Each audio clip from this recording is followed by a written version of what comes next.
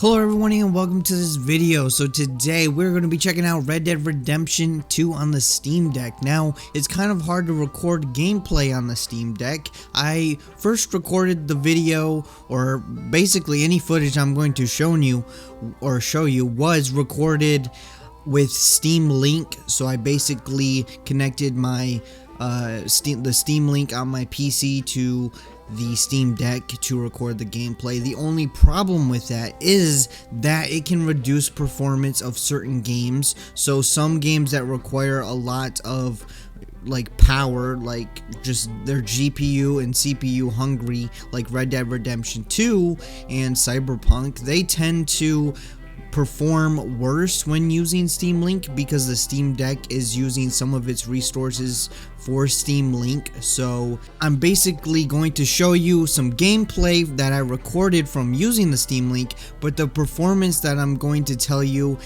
about is not going to be its performance with the Steam Link, so it may not match up to the video perfectly, but it's the only way I can record the Steam Link or Steam Deck at the moment. I keep getting confused with Steam Link, Steam Deck, Steam everything at this point. So again, the performance that is displayed on the screen isn't going to be as good as it actually is on the Steam Deck, and it isn't going to look quite as good because the Steam Deck has a smaller screen, which just makes things look better at a lower resolution.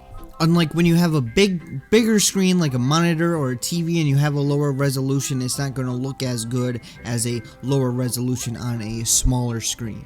But honestly, none of that really matters for this video because this game is kind of playable but kind of unplayable at the Steam Deck, and today I did a lot of testing of Red Dead Redemption 2. It's the main game that I played on the Steam Deck so far, and let me tell you, when they say it is not ready to be played on the Steam Deck, it's not verified yet, they kind of mean it. Now, in order to play Red Dead Redemption 2 on the Steam Deck, with at least 30 frames per second all the time, you have to lower the settings. Pretty much most of the settings are going to be on low, some are going to be on medium, and only the textures are going to be on ultra. And with those settings, sometimes you can actually get some pretty good frame rates, and most of the time it will stay above 30 frames per second. The performance of this game at these settings really isn't the issue. Its main problem is it's not stable at all on the Steam Deck. When you try to play it, it could launch, it could not launch. Sometimes it launches and then runs the game, and sometimes it immediately crashes as soon as you click the play button. And if you're having those problems where it's instantly crashing when you click the play button, you're going to want to go into Properties, activate Compatibility Mode, turn on Proton Experimental, and then verify the game files. And then the game should launch. Now you're going to want to set your settings to what I described earlier, and you're also not going to want to run the benchmark to see what settings the game would choose, or run the benchmark at all, because if you run the benchmark, it will run the benchmark, and then right when you get to the end where it's about to do the final scene in St. Denis, it crashes every single time. I tested it multiple times and it crashed every single time around the same part. Now you can actually run story mode and online mode. I mostly played in story mode. I only tried online mode once and it did run just like story mode. Now the other problem is, some places in the map, or sometimes when you spawn in, there will be some visual glitches. Sometimes there will be some black lines on the ground, and they're not really too bad. They don't really bother you. You just leave the area.